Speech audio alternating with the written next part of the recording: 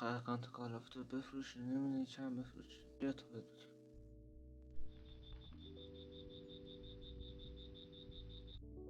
هر گان اپیک 1000 تومن بیشتر نمیارزه و گان لژند هم 300,000 تومن و بیشترینشون گان متیکی که 600,000 تومن میارزه. اسکین های اپیک و لژند و متیک فرق با همین گانایی که بهتون گفتم ندارن و هم قیمت گانایی که الان بهتون گفتم. اما کالاف گانایی که بهتون میده نسبت به اسکینایی که بهتون میده با ارزش داره و تاثیرگذارتر از اسکینایی که بهتون میده واسه قیمت گذاری و ارزش گذاری اکانتتون.